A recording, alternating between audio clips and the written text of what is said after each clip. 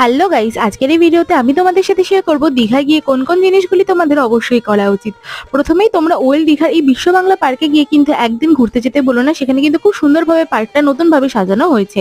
দেন তোমরা অটো নিয়ে চলে যেতে পারো দীঘার নবনির্মিত জগন্নাথ দেবের মন্দিরে। এখানে গিয়ে তোমরা পুরো মন্দির প্রাঙ্গণ ঘুরে গর্ভগৃহে জগন্নাথ দেবকে একবার দর্শন করলে তোমাদের দীঘার ট্রিপটা কিন্তু আলাদাই জাস্ট ভালো হয়ে যাবে।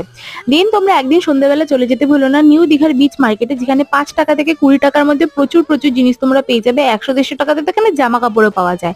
দেন একদিন বিকালবেলা চলে যেতে পারো ঢেউ সাগর পার্কে। তোমাদের সাথে যদি বাচ্চারা থাকে তারা কিন্তু খুব এনজয় করবে এই পার্কটা থেকে তোমরা কিন্তু খুব সুন্দরভাবে সমুদ্রকে তো এনজয় করতে পারবেই। আর এখানে যাওয়ার কিন্তু বেস্ট টাইম হচ্ছে সানসেটের সময়। তাহলে সমুদ্র দেখার পাশাপাশি রাত্রেবেলা এই পার্কটাতে কিন্তু অনেক ধরনের অ্যাক্টিভিটিস হয়, যেমন এই টয় ট্রেন রাইডটা, যেটা আমরা মাত্র 50 টাকা করে নিয়েছিল, যেটা আধ ঘন্টা ধরে পুরো পার্কটা আমাকে ঘুরিয়েছিল। তো এটা কিন্তু একটা মাস্ট ডু।